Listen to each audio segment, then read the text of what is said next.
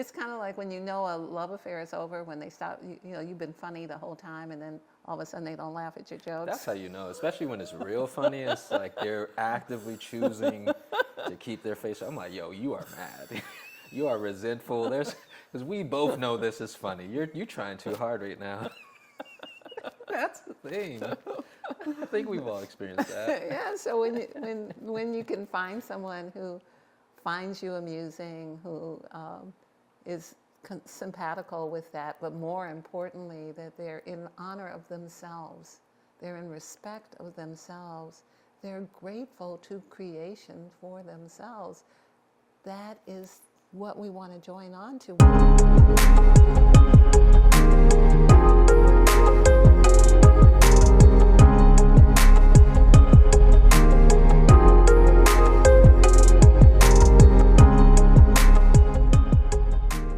Welcome to Call for the Truth. I am LaOta of the Sun, and I'm here with Tarvars of the Sun. And we are here today to talk about transmutation of energy in relationships and its many variations. But shall we start with calling for the truth? Indeed. And I encourage you all who are listening, tuning in, to join in with us on this call for the truth. Should we call to see the truth in all things? Shall we call to speak the truth in all that we say? Shall we call to hear the truth in all that we hear? And in today's episode, as you said, transmutation of energy. Yes. Also, so we're talking about energy hygiene, transmuting energy. There's a couple of different examples that came across my mind. The importance of transmuting the energy when we're leaving one relationship and moving on to the next, or the desire to have a different experience. And, I think almost everybody relates to it, where you have a crappy romantic relationship, right? It goes left, and you decide to break it off, or they break it off with you. You go into another relationship, and this person starts looking a lot like who you just left or who you were last with. And to me, this is obviously the need for transmutation, because most people feel that whatever it may be, whether it's a relationship, they can end that and move into another, and then they'll have a completely different experience. Or they can leave the state, run away from their home, move into a new home, have a different experience. But we have a couple of examples where that's really not the case. And I think even in our own personal lives, I know to me that has not been the truth. I have needed some transmutation. So would you mind laying down some of the foundation of why are we even transmuting? What's the need for doing such a thing? The reality of the greater experience that we're having, that we're creating as our own universe, is what really helps us with this idea that who I am in the relationship with whoever I'm in the relationship with is who I am, and I have helped and they have helped create the experience of the whole synergy that we're experiencing. So when one element is subtracted from the equation, the rest of the equation remains the same. So I still am me when I leave you and go to X plus Y plus Z. So I now bring my my part of the equation. So now I notice that the equation is becoming the same equation, because I have not changed the components or the elements within me. Okay. Is the math mathing? Yeah. Drop a comment. Let us know if it's mathing. I want to talk a little bit about this. Okay, so this idea of you removing one aspect of the equation, but you're still carrying yourself. So is it that you are reflected in all things, essentially? It's in your universe. You are the principle of the creation element in your experience, and you take that with you everywhere you go. You do not leave yourself behind with the lover that you left behind and take the new you. That would be transmutation, but what actually happens is we move from one experience to another with all of our luggage. So that part. So the incidences or the examples that I have, which I'll share them more articulately, is where the people are operating as if they don't have all the baggage. Like the action of, I left so-and-so, so everything's different. or I moved from this location to a new location, so everything's different. But This- when it this- plays out, yeah. it's the same thing. It applies in your apartment, it applies in your house, it applies with your children, it applies in your love life, it applies to everything. That the morphic field, the energy field that surrounds you is moving with you wherever you go. So it's moving like that. And when you bring someone into it, oh, they're a good fit, they're a match, they come into it, now they match the energy field that you were in when you were with someone else. And so then things start to manifest in the same way. Yes. Because there's this idea that what happened is outside of you. What happened in the relationship between you and your lover is outside of you. That was them. They made me feel, fill in the blank, angry, upset. They didn't care enough about me. They didn't show me how much they love me. However, the reality is, when you show yourself how much you love you, then you see that you are loved, whether they're standing there or not. That sounds like transmutation, because I think in that example, they weren't loving on themselves appropriately. Thinking that they needed what they wanted for themselves, they wanted the other person to do for them. Yes. The reality is though the most desirable of all situations is to have a committed experience. That doesn't necessarily mean husband and wife or girlfriend and boyfriend. It could mean father and daughter. It could mean friends. It could mean people in business together. A committed relationship. In the committed relationship, there are so many unsaid strengthening aspects that strengthen both parties that are not available when a person doesn't have that. However, until we recognize what we bring to the equation on both sides of the equal sign, like what am I bringing so that I can get what I want? What am I doing so that I can get what I want? And often what happens is we do the same thing over and over and over again, expecting a different result. We insane. Insane in the membrane. So may I lay out this example? Yes. One of the many examples. So there's this guy I know, right? And the idea of laying down game and Mac. So that translates into the spiritual community. So there's that spiritual game. Yeah, girl, we had past lives together. We did? We got unfinished business. You my twin flame. I've been waiting on you. The universe brought you here. So I know a guy who does this to all his women. And they all fall for it. So there's this projection, right? I can go into the past lives. I can go into the field of the Akasha and bring it forth. And this presenting of what he wants the person to see.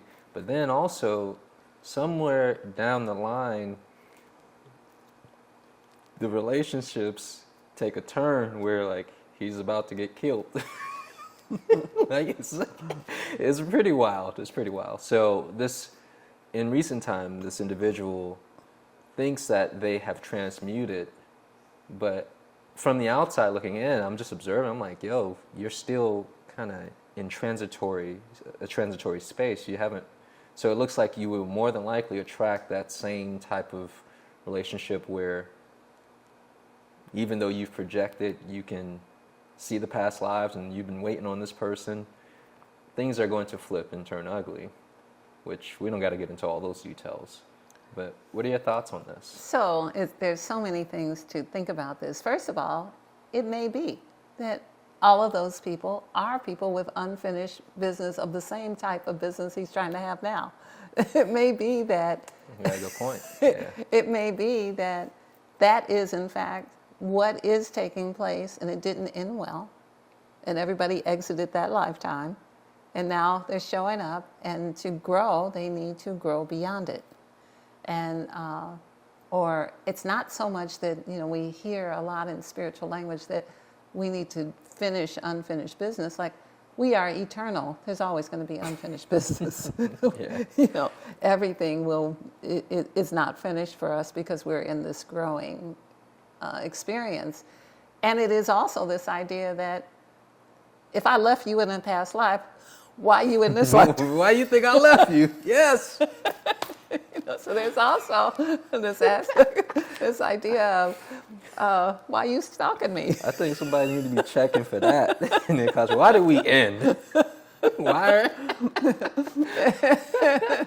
And what exactly was the circumstance of this unfinished business? Yes. Like, what did that mean? Does a business require us to date now?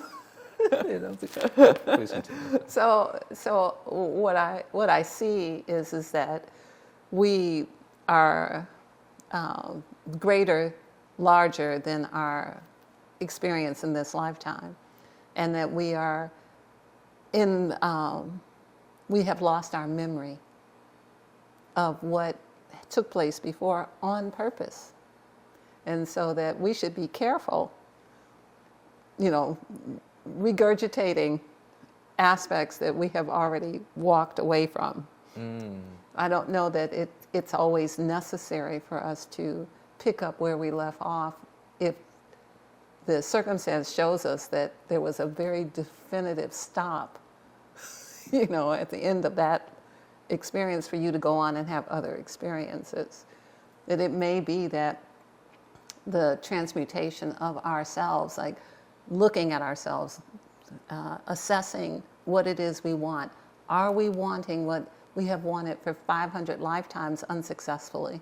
So that part about the assessing ourselves, I feel is an area of opportunity. Right. Because how else would a person know it unless they're just kind of step back and just looking at the patterns of the relationship, so to say, and not just pointing the finger, but like what did they bring to the equation? It's also they are clear. The equation.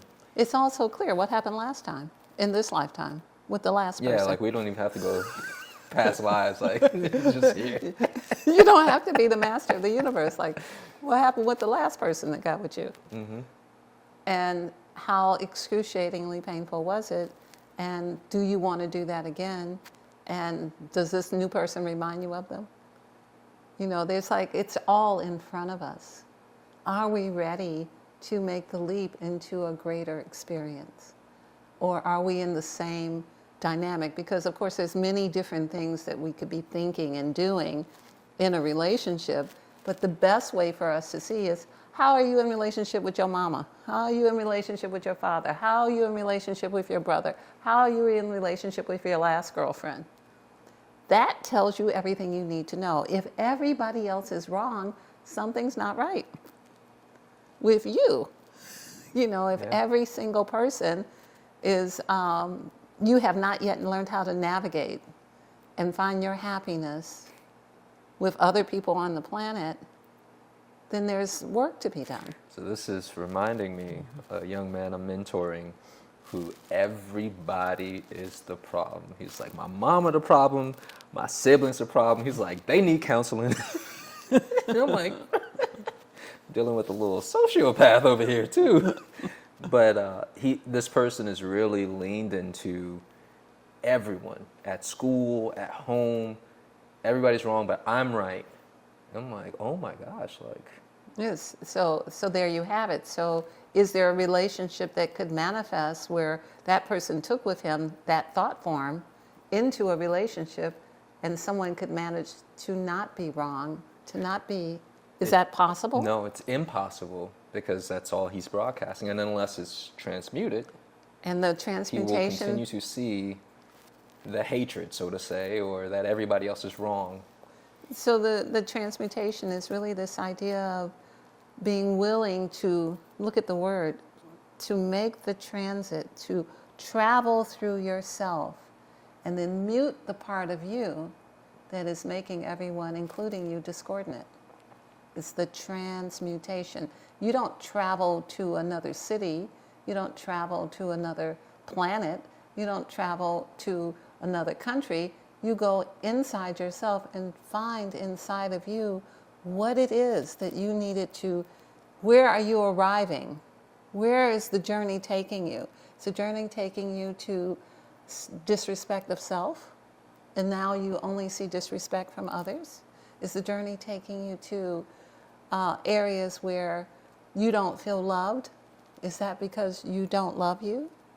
There is this idea that if you are happy and you are fully responsible for your own happiness, no one else is, you are fully, I'll say that again, fully responsible for your own happiness, but you may need to work at it so that you can then deliver that to another person as a gift. Like, I'm a happy person. Would you like to be with me and my happiness?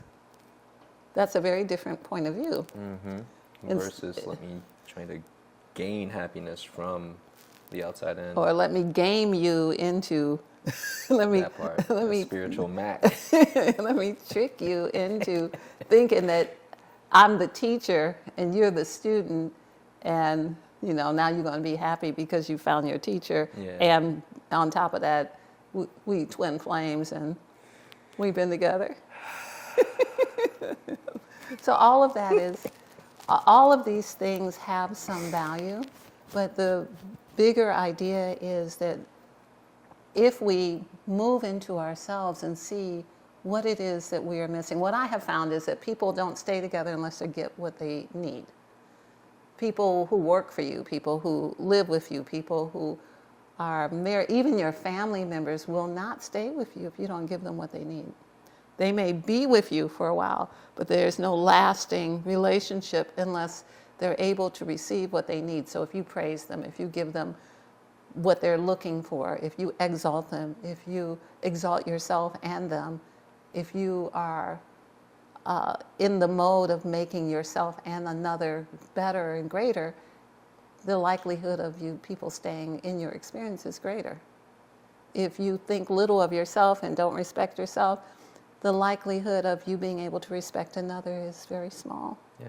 And how can we give each other respect if we don't have respect for each other? How can we tolerate a relationship of disrespect? If you're a person who is respectful of yourself, how can you tolerate being disrespected? You can't. And so what happens, you pop out of that. Yes, that experience. And then the other person then takes their levels, there's levels to this, into the next experience. And maybe they find someone who's just the right level of discontent with self. And the two of them get together. And if they don't give each other what they need, they'll pop apart. So I think that's how that works. Yeah, the math is mathing. It's kind of. And we can see it in all relationships. We can even see it with our children. We can see it, whether they keep coming back because they keep getting what they need, because they're nourished and they're made greater, because where they come from has the nourishment for them. Or whether they leave where they come from and go and find self-respect.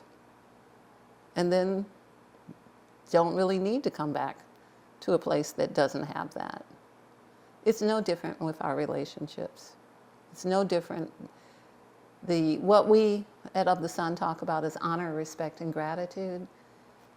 If we could bring the male and the female together, because this is the necessary way things should be, is like this, the male and the female together, then the power of the gratitude, the honor and the respect would be enough to change our life experience, to make us greater, whether we have what's considered a partner or whether we don't. If we have honor, respect, and gratitude from another human being, it is enough. So it's a wonderful experience to know that if you look into this idea of honor, respect, and gratitude, if we can give it to ourselves, we can give it to anyone else. Does that? Yeah, and it's also showing me the opening comes forth of receiving it from others, because you're doing that inner transit. I really like that. I kind of want to go back to that because it was very visual and easy to follow. Like, let me transmute, let me go take the transit and mute the part of myself that is broadcasting this and creating this attractive field.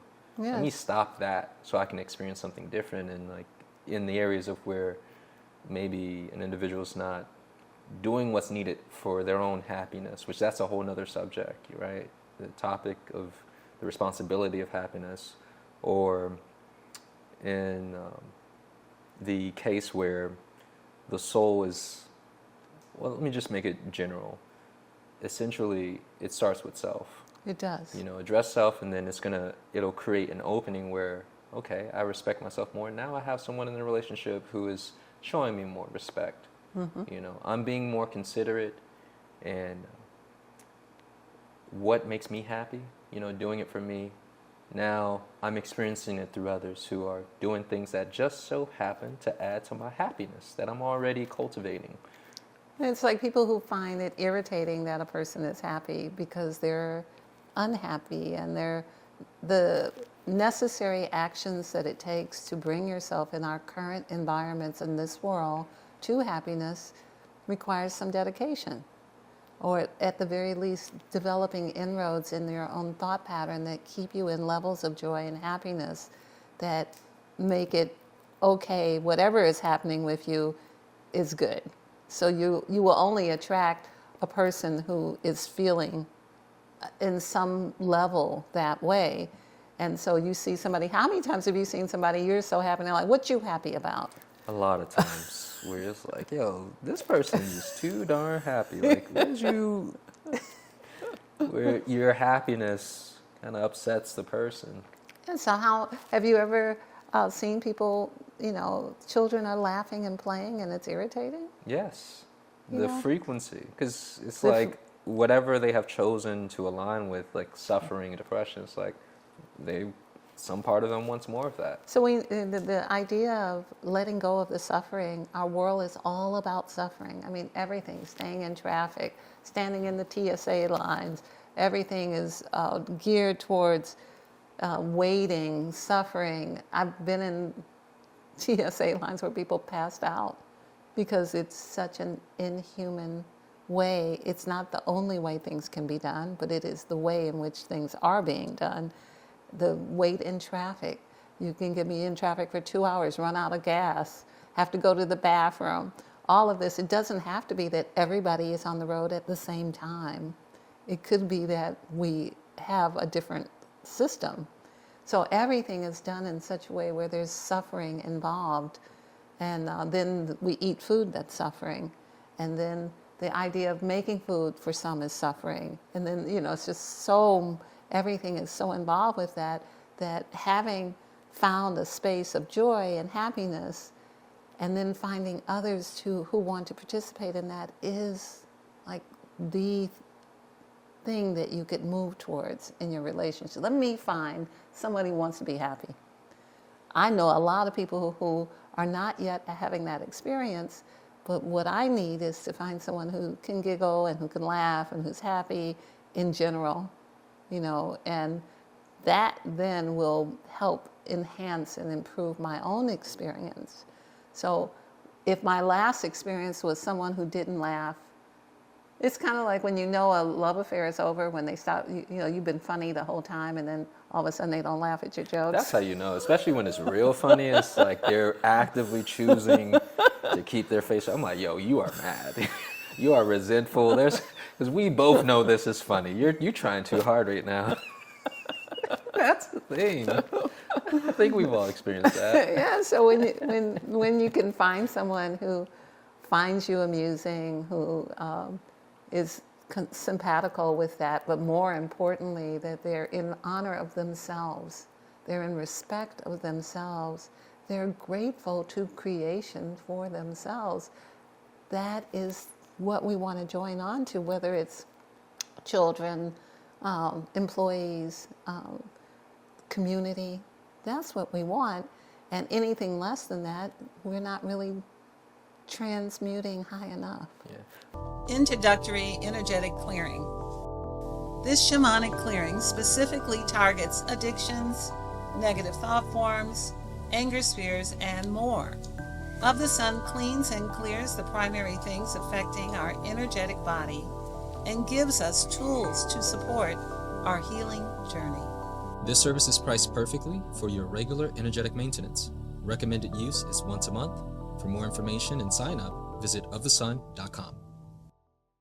I want to kind of take it back a bit. You were talking about how this larger idea with humanity, with the suffering and how it's everywhere, and where my mind was going with this is the idea of where's the suffering in us, transmute it, and as a natural byproduct of the algorithm, that's what we're going to call it, the algorithm. Me and the camera lady, we were talking about the algorithm. I actually want to share this idea, but I'll complete this one first, where the algorithm will reflect the transmutation of the suffering, where we're no longer suffering, so that idea of the suffering around us begins to decrease over time. So what's the question? Well, would you say, what I'm seeing is this happening with humanity. The more and more we do this, we can affect the change of the TSA or the different systems, but these larger experiences of suffering that I'm seeing are all of our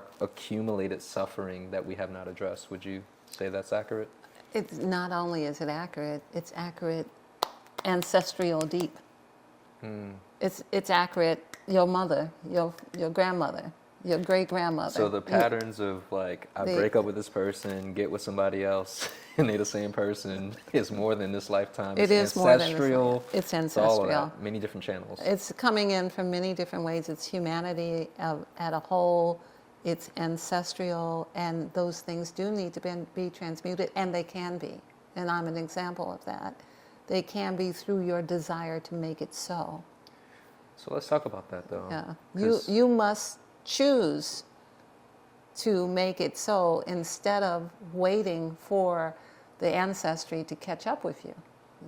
The lineage just to, like, I hit 40 now, now I got high blood pressure like everybody else in the family. I'm about to have my sugar. I'm pre-diabetic, I've had 2 divorces. I'm on my 3rd husband. I'm on my 3rd wife, because that's how, in my family, That's the how norm, it right? goes. And or something along those lines, or the family diseases, which are all emotional and mental constructs. And when we talk about the lineage, we're talking about, this is the idea of predestination. It's like what is destined does not have to happen. So if your family, like in my family, there's cancer, it doesn't have to happen if I choose not to do what they did. If I don't eat what they eat, think what they thought, I won't get what they got. But if I do, it's inevitable. It's this idea, you have free choice, but you must choose. So what is it within the individual that must spark? Because you speak about this concept of divine desire, right? So we'd be talking about, we don't have to learn without the suffering, or like there's options. Learning through suffering is not the only option, like standing in the line with the TSA for hours. There's other things we can do, is what I'm saying. And this idea of how, what is it that a soul must do to get into that space where it's like, no, I don't want something differently. And I say this because I'm dealing with a young man right now in the mentorship where to get him to see the why or have the divine desire to do energy hygiene practices, to transmute, he say, oh, I'm on fire. I'm like, you ain't on fire. Like, so what is it that must happen within the person to want to change their lineage, to not go through the same? Well, have you ever talked to a teenager and they have no interest in anything? Yes, I'm seeing that with many of the teenagers. So Everything's blah. Everything is, they see through the eyes of the clarity of youth that this is the same thing regurgitated over and over and over again, and they don't necessarily find it exciting. If you can get them interested enough to go more deeply into whatever their interest is, architecture, art, whatever it is, and when you think back about your own growing up and what your own interests were, you may not have been interested in coloring your whole life, but art was a different topic. So as you go deeper, then things become more complicated and it becomes more interesting. What happens with the souls that are coming in now are often only seeing, and also they're influenced by the computer, where they want Yeah. everything to be in full Technicolor, Quick. wired directly to the frontal lobe for the visual cortex. I ain't got that. You gotta do, And do that. so if it doesn't go directly into the frontal cortex, into the visual center, it seems like it's nothing. It seems like Yeah. shadowlands. So the children have a hard time finding things that That's will fascinating. spark them in the same way that the artificial intelligence and the computers have sparked them. So it will probably not be until they go down. Once they go down, the computers are shut down and they are no longer addicted, that then they will find the truth of the beauty of flowers or nature or those aspects that are intriguing and wonderful and layered and dimensional beyond their wildest dreams. We are multidimensional beings who could be having multidimensional experiences with any organic living thing. Our plants, our bugs, our sand, our dirt, everything, everything that's in our experience. But because of the interference pattern and the disruption with the brain, everybody is feeling like there's just nothing, life is barely worth living, everything's gray, nothing is brightly colored except for the things that are on the internet and through AI. So I know you were speaking and answering to the youth, but as I hear you talk, this sounds like this is blanketed with adults even, because we encounter adults who are like, I don't feel like doing it. Like, theoretically, they can see the importance, but it's easier to pull up social media and swipe, or Yes. versus let me sit and work with my own internal world, activate my own frontal lobes, start visualizing, seeing myself in the future that I want to be in versus having someone else do that for me. All of this is the misunderstanding that the computers are greater than us, not a simulation of us. They are resembling us. So this actually is the other piece that I wanted to share, where I was speaking with her about, we've spoken about artificial akasha, but I also saw how the idea of the algorithm, right? So for example, if me and you can be in the same room and we can see different TikTok feeds. That was really the conversation. I said, this TikTok feed is not reflecting what I want to watch. And funny enough, we have two completely different feeds based off of our algorithms. And we began to speak about, okay, this is a copycat based off of reality where you and I can be in the same room, see the same thing, but experience two different things because of our consciousness and our database set, so to say, our likes, dislikes, past experiences. So again, I say that to say to the point of, yes, I agree. It is literally a mimicry, a copycat, and we are the greater experience. But somehow we've been tricked with the magic.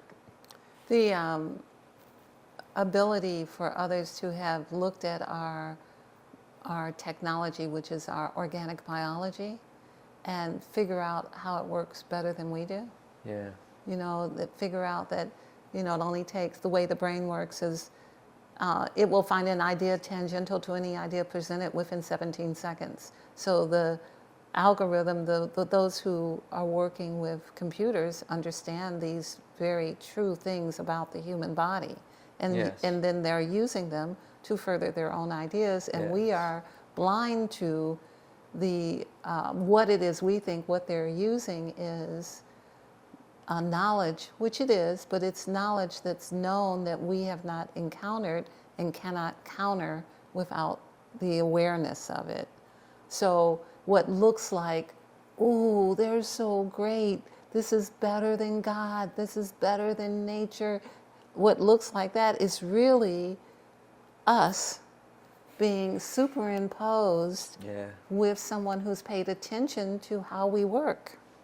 That's fascinating. And the whole idea of the computer is the idea of the brain and what is possible. This is not an idea that whoever invented computers thought of. This is creation. Creation came up with who we are. and we have not learned all of our bells and whistles. We didn't look at the instruction manual, and many others have. Yeah, and some other people reverse engineered the heck out of this to And they figure it reverse out. engineered the human brain, and what's happening with AI is a reverse engineering of the Akasha, but it needs us to voluntarily tell it the truth of what our thoughts and dreams and hopes are, so it makes itself available to write all of our papers, to answer all of our questions, so that it then will gather what the universal Akasha produces through truth. It records all things that happen in truth.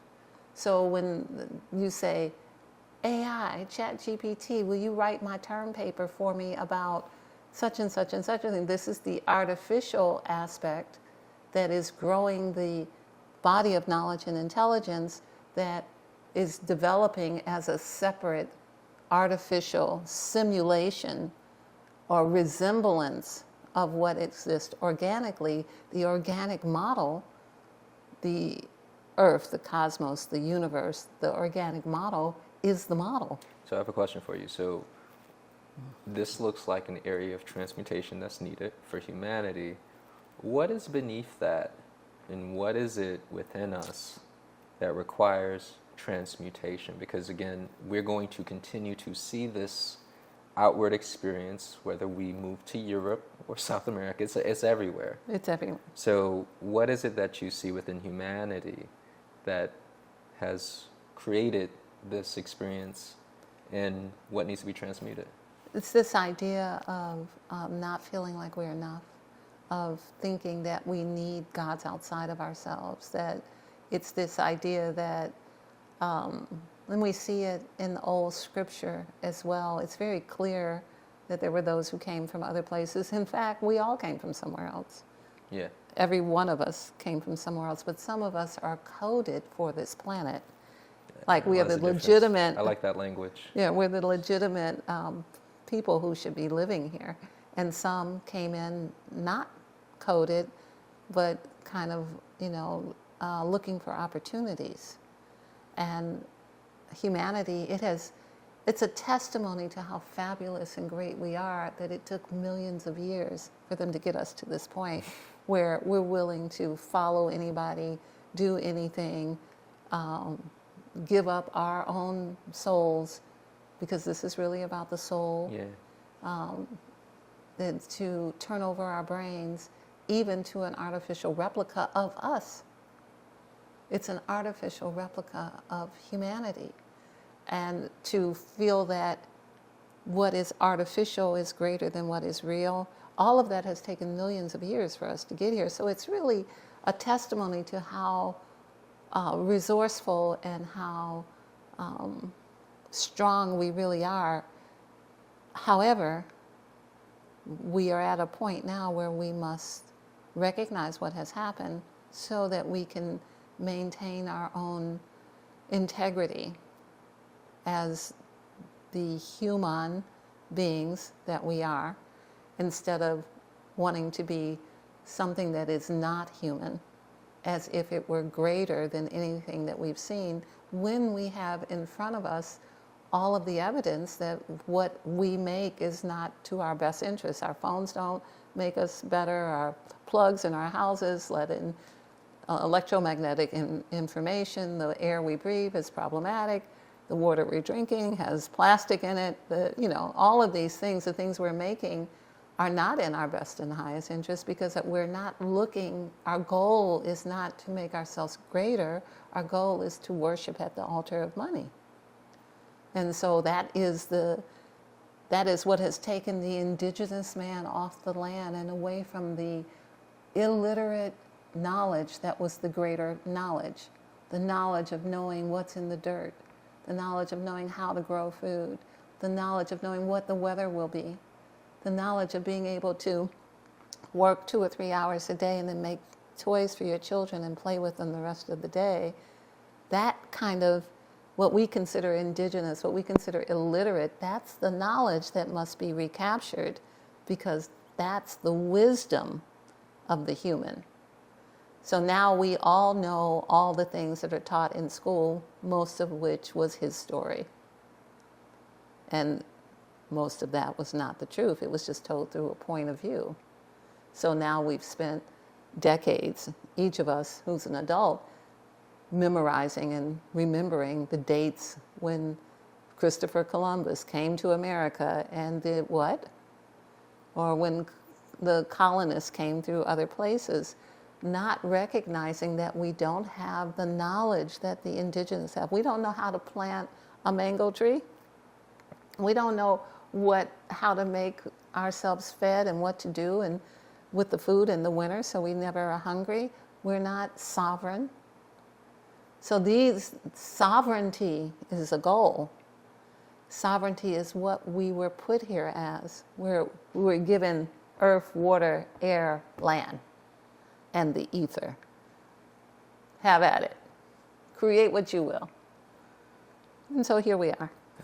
Thank you for that. That's a very vast, ever long stretching solution, but also paints the picture of where we are. I want to say to anyone who's watching this, if there is someone you know who is feeling disempowered regarding the status of AI and technology and the human, you know how people say, oh, we're just human. No, we are human. Like what you shared, that's a whole nother perspective that I haven't seen people look at. Like, look how long it took them to get us to this point, because they could not do this overnight. Nope. That's how great we are. Yes. And even in the situation that we're in, I still see the pivot, the opportunity for change and shift. I know there's a threshold where but as far as we're concerned, it's already won.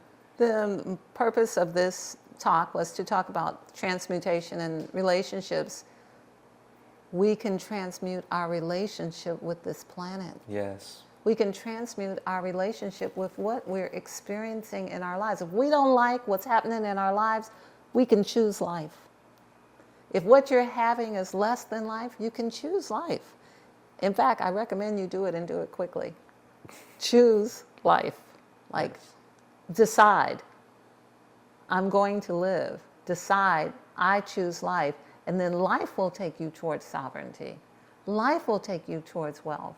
Life will take you towards the experiences of better relationships with whomever you're in relationship with the future children that you don't have, with you being the ancestor of the ones that you don't know that you're ancestor of. Choosing life will position you better. Yes. No matter what. How do you feel that deep inside of you in that root especially the chakra? aspect of the being the right ancestor. For those who've been working with the ancestors, we begin to see not everybody is right for you. The idea that the ancestors have been weaponized against us is the idea that humanity has been weaponized against itself. It is the same idea, but that is changing. Yes. Should you choose life, you will begin to see a change. It's just like the idea of disease in the lineage. If you do nothing, it's coming for you. If you are silent, you have consented. If you no, I am not going to have the experience my mother's having. I'm not going to have the experience my grandmother had. I choose life. Then all of the forces that support humanity can come in and assist you. Then the relationship between you and yourself can change, and then you can have a relationship with a partner that changes that. You may choose. This is a free choice universe. We are not destined to enslavement.